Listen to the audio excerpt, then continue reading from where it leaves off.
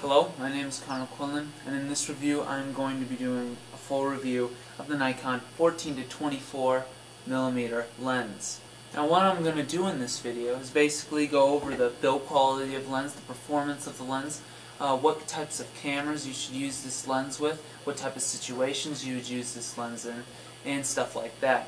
First thing we're going to do is go over the build quality of the lens. You can get a pretty close-up picture of what this thing looks like. As you can see, it's relatively large, but luckily, since it is a pro lens, it's made out of solid metal. So if you drop this thing, it's probably not going to break very easily. And as you can see on the back here, it's got rubber gasket to cover the front end of the camera here so that dust can't get in the camera. It's completely rubber sealed all around the entire body so that no dust gets inside the lens either. And as you can see from the build, it's got a fixed lens hood on it instead of one that you can just snap on, unlike other lenses. And the reason this has a fixed lens hood is so that if you set it down, it doesn't touch the front end of the glass. So basically this acts mostly as a protector for the lens that protrudes out here. Now if you'll notice on the front here, it has this little N right up front here. And that stands for nanocrystal coating. That's a new thing that Nikon's beginning to do with some of their more advanced lenses.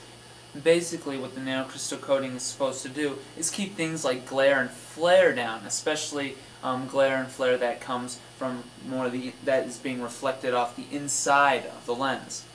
And by what I've seen so far, I can't really tell if it is doing anything necessarily, but there is definitely not much glare or flare on this lens, especially for how wide it's able to go. And so I'm pretty happy with that. As you can see when you zoom in and out, the piece up in front goes out as you go more towards the 14 and in as you go towards the 24. And of course on the side here, you've got like the MA button and the manual button that you can flip back and forth, choose either manual focus or autofocus. And that's just about it. That's on the outside of the body. Of course, you got the big old focusing ring here where you can use manual focus override, meaning that when you autofocus you can grab this and manual focus at the same time if you need to. The next thing I'm going to do is simply just compare this to similar lenses from other brands like Canon. Now Canon's 14mm lens is strictly 14mm, meaning that it's fixed. So it's going to be a lot smaller than this lens, which is an advantage for them. But it's also a lot more expensive and not as good a performer. In other words, the Nikon, this one is quite a bit sharper than it, especially at smaller or larger apertures. Canon's 14mm lens can't zoom at all, and it costs over $2,000, whereas the Nikon here will cost you a maximum probably of $1,800, much better price. And you're able to zoom in with this one, and it's a lot sharper at f-stops like f-stop 2.8.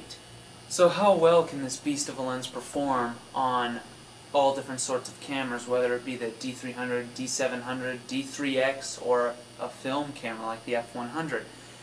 Well, on a DX camera, expect it to be super sharp, even at f-stop 2.8. I've used it a couple times on my D300, and the shots are absolutely stunningly sharp. Sharper than even my 70 to 200mm stop down to like f-stop 8. It's amazing how sharp this lens truly is on a DX camera. On an FX camera, it's pretty much just as sharp. The corners are probably not quite as sharp, but still the results are phenomenal, even at f-stop 2.8. And if you stop down to something like f-stop 5.6, the picture is absolutely perfect, even the corners of the picture. On film, it's just about the same results as you get on an FX camera. Maybe not quite as sharp since film has a lot more resolution packed into it, but still, the performance of this lens is unbeatable by any other lens, and the sharpness is absolutely stunning. Things like distortion, flare, glare, and chromal aberration are also pretty well controlled. Pretty minimal with any type of camera that you're going to use. The distortion is actually really well controlled at 14mm with this lens. It's not terribly bad, although it is noticeable if you're looking hard enough. Chromal aberration is also noticeable, especially at larger f-stops like f-stop 2.8. But if stopped down a little, the chromal aberration pretty much disappears, and it only really shows up in the corners. Flare and glare are also really well controlled. Like I said, more towards the beginning of the video. Autofocus, as you can imagine, for this lens is phenomenal. It's just as fast as any other lens I've ever owned. It locks on well. It's not inaccurate at all. It's perfectly accurate with every camera I have. And I just love this lens to death. The performance is spectacular, 5 out of 5. It is the best performing lens that I have. Now I'm just going to kind of touch on the disadvantages of this lens. And it does have a few flaws that are somewhat annoying, but they're not terrible. The first and probably most flawed part of this lens is that it can't take any filters. It can't take any on the front or with a little slip-in cartridge like the original 14mm from Nikon.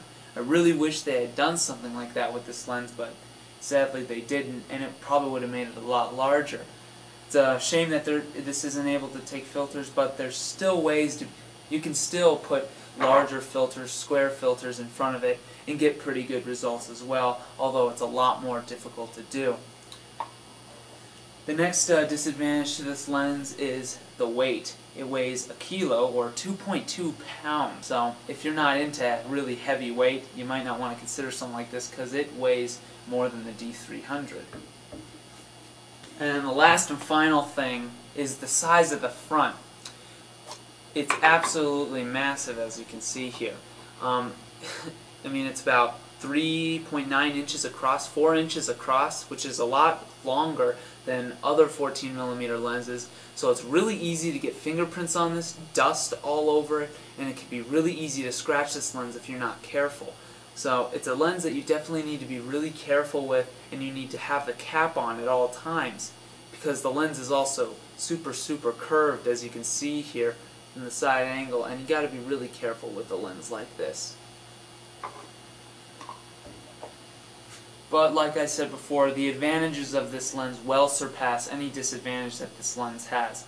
Its sharpness is phenomenal, its performance is absolutely great, its build quality is magnificent, and its price is pretty good too. $1,800 is a lot to spend on a lens, but for a 14mm lens and for the performance you're getting with this, that's a great deal and a great amount to spend. So now I'm going to quickly talk about what types of photography do you use this lens for. Well, it's pretty much good for nature, landscape, and low-light photography. Anything around that range, this lens is absolutely perfect for, especially if you're a low-light photographer, because at f-stop 2.8 this thing is phenomenally sharp.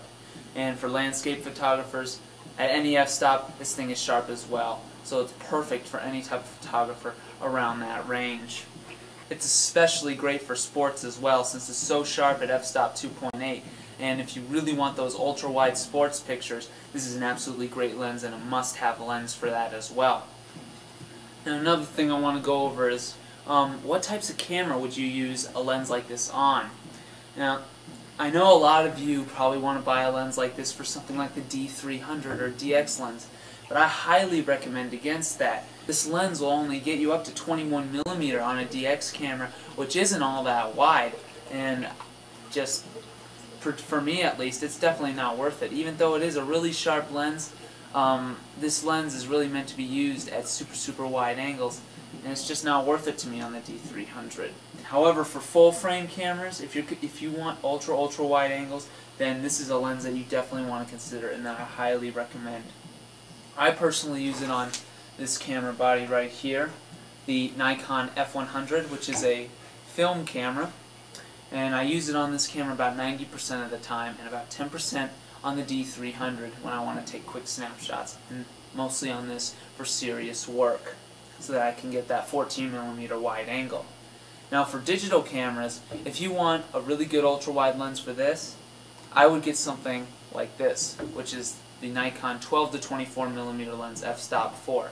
It's not quite as fast as the 14 to 24, but it's a lot smaller, a lot lighter, a lot easier to use. It can take filters, which is really nice. It has a larger range since it goes from 12 all the way to 24, so you get 18mm when you put this onto a DX camera.